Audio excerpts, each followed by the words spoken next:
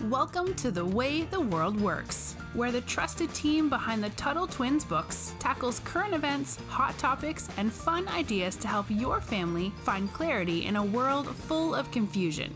Hi, Katie. Hey, Brittany. So today I want to talk about something that I'm honestly shocked we've never done an episode on before in the 4 years we've been doing this, and that is the Boston Tea Party. I'm honestly shocked. I think it's because I've done a lot on the Boston Massacre that I forgot about. Like I just maybe like equated in my head that we had done it, but Yeah, that's actually Boston, check. yeah, Boston. There's so many things that happen in Massachusetts and Boston specifically, which actually was really interesting to me while I was doing the show notes because I'm like Boston was such a hub for all the like real radical stuff that happened during Mhm. the revolution because I think of Sons of Liberty, Sam Adams and the real like rebels of the pre-revolution, I should call it. And it seems to be in Boston. And I think what was it? There's one of the conference halls there was called the Cradle of Liberty. Is right? Is it there? Mhm. Yeah. Okay. I was like, wait, or is it Philadelphia? No, it was Boston, I believe. And I think I only know that from National Treasure, which is one of my favorite movies That of movie all is so time. good. I love it. Yes. Um, so we've definitely mentioned some things about it, like in passing. Like we did a great episode on Sarah Bradley Fulton, I think was her name. She was the mother of the Boston Tea Party. So maybe go back and listen to that episode because that one's really great. We talk about some behind the scenes stuff, but I want to actually focus on the Boston Tea Party because it was 3 years before the Revolutionary War, and this is when things are really heating up. And just to put it in perspective, I think that so this is 1773. If I am not mistaken, the Boston Massacre was 1770. I think I am correct on that because I remember I was actually confused that it happened before. I thought it happened after. Um, so this is after that, but this is like in the thick of it. Like people are getting restless. People are ready to revolt. So Mhm. this is where we hear this is like what made famous the whole no taxation without representation. Like usually when you learn it in school, that's like what you learn, right? You learn about people doing that, which of course means they were getting taxed on things that they had no representatives to speak on their behalf. They weren't allowed to speak on their behalf. This was people thousands and thousands of miles away in England making rules for the colonists when they didn't understand really anything that was going on there. They were really foreigners if you think about it because the soldiers were quartered there, right? But the king didn't know anything going on. So Mhm. it's crazy. That would be like Britain making laws for us now. I think we'd all laugh at that. I hope so, at least. Who knows? The world has gotten crazy. So as I said, there was already a lot of tension leading up to the war. This is in the middle of all the when you read the Declaration of Independence, there's all those grievances, and this is right smack dab in the middle of some of those. So there was a tea act and that created like a monopoly over the tea. It was East India? Yeah, trading company, I think it was. Yeah. Mhm. And basically they were saying that only that company could sell tea to the colonists. So, and it was very highly taxed and they had no say over that. And you might be thinking like tea, why do they Mhm. care? Just drink something else. But that was a big deal because they are still coming from Britain. And so tea is actually a very big part of the culture. And I mean, I have a cup of tea every night. I love tea. I'm a big tea drinker.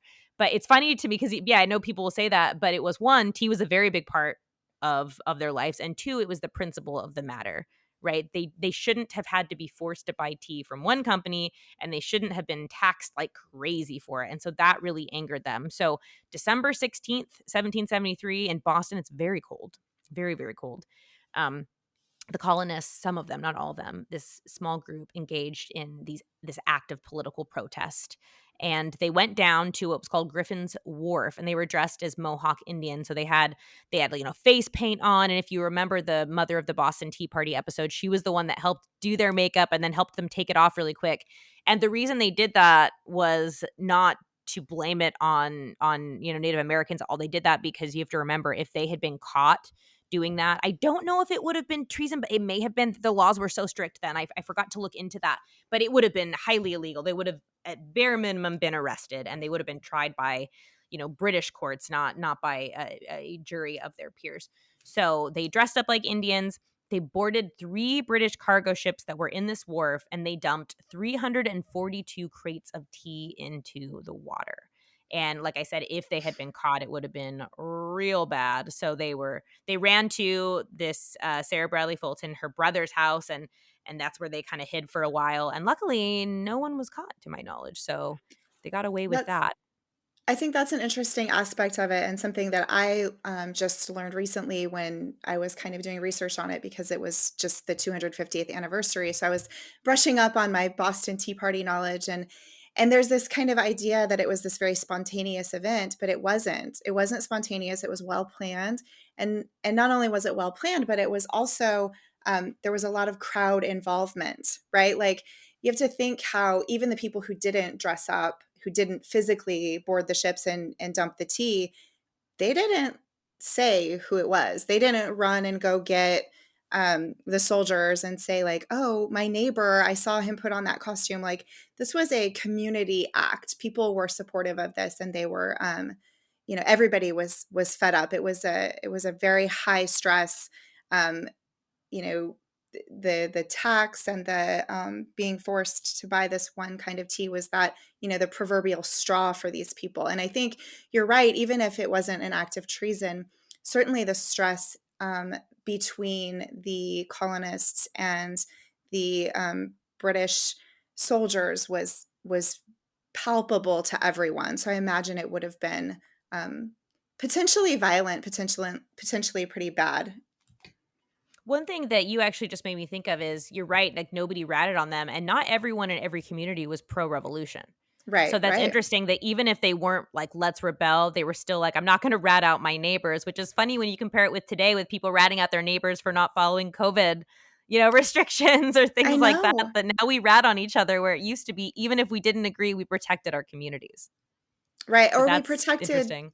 we protected the belief that people should be able to express themselves without fear of, being carted away. I know when we lived during COVID, we were actually living on a military installation. And right at the very beginning, we locked down really, really hard. And there was like a Facebook page dedicated to, just for this installation. It was run by the leadership of the installation. And they actually created a phone number and posted it and said like if you see your neighbors outside, if you see kids playing together, if you see kids on a park, please call this number, call the police Oh my so that we goodness. can go intervene. And it's like I remember thinking, oh my gosh, you're the bad guys. Like how do you not see this horrible path that we're headed down? And people didn't see it. They were really quick to call that number. That just shows you how far we've come. It's pretty sad actually. This one of the reasons, one thing that I hope schools are doing a better job of now, but I know when I was even in college, I didn't like that we would learn history, but we didn't learn why that piece of history mattered or like what it had to do with another part, what happened before, what happened after. And with the Hmm. Boston Tea Party, as I said, this came about, because of the tea tax. But it was also a big deal because this was the first major act of defiance against the British government. Like things have been heating up since really the 1660s. But this moment of things are getting to a boiling point. How much longer can we actually go through this? Mhm, And the and it British was government, oh, go on. coordinated and Yep. premeditated, right? So it wasn't them just reacting. It was like, Like the no. Boston Massacre was. The Boston Massacre, Exactly. was and a little more murky because there was still the, like, who shot first, and the whole Right. John Adams thing. So that gets a little trickier, but you're right. This was like a coordinated effort of, "We're not gonna take it anymore." So yeah, this is a big deal, and obviously the British government was not happy about this at all, and so they created what the colonists started calling the intolerable acts because they were Mhm. intolerable, and those were actually specifically targeted at Massachusetts. So even though they had to do with everybody in the colonies, it was kind of like all right, Massachusetts, you're not falling in line. So there was the Boston Port Act, and that closed a port of Boston that until the destroyed tea was paid for. So you remember ports, these areas, that's how you get supplies. That's how you get goods and services. We remember when the supply chain was crazy, when the all those, ships couldn't get to us and how much that impacted the cost of items and things being on the shelf. So imagine you can't get your supplies because you have to pay for this tea and punishing all of Boston for it. It's a collective punishment, which isn't great. And Mhm. then there was the Massachusetts Government Act, which basically changed the colonial government structure. So, like, they didn't have as much local rule. And then there was the Administration of Justice Act, which allowed British officials to be tried in Britain for crimes. And I think that that probably had something to do with actually the Boston Massacre, even though we've talked about this before in the show, because it's one of my favorite instances in history was John Adams doing the right thing, even when it was against his interests as a Massachusetts man, because of he defended the British soldiers truthfully and rightly, even though a lot of the colonists, especially Sam Adams, his cousin, just wanted to say they were guilty because they were Mhm. British. So but that way they weren't actually, if they were British soldiers in Massachusetts, they should have been tried, where the crime was committed, but instead they were letting them go back to Britain. So they were kind of letting them off the hook. They were definitely in front of a court that was going to be more friendly to them. And then there was the Quartering Act, and that was what required the colonists. They had to feed and house British soldiers, and that is where we get our Third Amendment, which to people sounds silly now, like no quartering of soldiers, but there was a reason for that, right? It's because they were doing that. The colonists were already suffering from high taxes, and yet they were also having to house and feed British soldiers who were not kind to them. So it's crazy. And they also, of course, sent more British troops in to intimidate people. But of course, the good thing about this is the more tyranny that was placed on the colonists, the more they couldn't take it anymore. And so this was really what set off, what you could call the beginning of the end. This is where it was like, all right, this isn't going to get any better. What do we do from here? And so it's such an important moment in our history, because to me it was almost like you said, Katie, it was so coordinated that it's almost like the first act we did as a country, right? The first act of rebellion of, Right. of countrymen coming together. I don't know if you have Well, anything to add before we wrap up. I'd love to hear some thoughts. yeah, I think it's interesting because it was the first time, that people decided that they were willing to, as a group, risk whatever the consequence was, right? They were less afraid of the consequence than they were afraid of continuing to put up with what they were putting up with.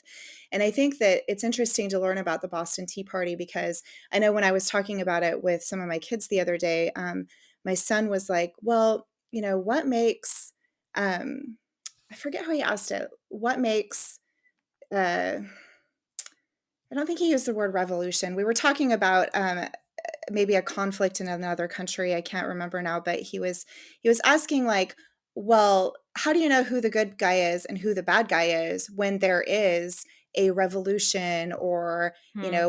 makes a group a terrorist group or a revolutionary group? Like what is the determining factor there? And my husband and I were talking about it with him, and it was kind of like, well, if you win, then it tends to be that you were right, is the way that history writes it. And if you Victories, yeah, lose, right. Them. right, and if you lose, then you were the insurrectionists or the terrorists or however they label it. But it is interesting to look at it that way. Like they were a I mean, could we have called them a terrorist organization? I don't know, but they were British citizens. They were governed by Great Britain and they didn't like it. And so they wanted to change the way that they were living and they, eventually used violence to do that and it worked and now we have this country.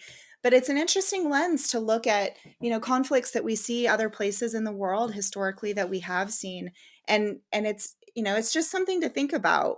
Why do people do things? Why do groups of people rebel or take up arms for a cause that they think is really important? And how do we determine if they're the good guys or the bad guys? Because, Great Britain certainly said that we were the bad guys, but we felt so justified in what we were doing. So it's just an interesting thing to think about. I think it's something that, families should definitely talk about as it applies to our history and to the things that we see happening in the world. I'm really glad you brought that up, especially with the Israel Palestine, conflict going on right Mhm. now. And again, like Connor, I talked about it, and it's one of those things that nobody is going to solve. It's been going on for so long, and both parties, to some extent, are to blame. But with Hamas, it's not actually a government; it is technically a terrorist organization, I believe. But to them, they're not terrorists, right? To them, they're revolutionaries. To other people, so that's really, really interesting. And sometimes there's not a clear answer, and Right. so that's interesting too. Yeah, exactly. All right. Well, we will wrap it up there, guys. Please don't forget to like and subscribe to the podcast and share with your friends. And until next time, we'll talk to you later. Bye, Brittany. Bye. You've been listening to The Way the World Works. Make sure your family is subscribed and check out TuttleTwins.com for more awesome content.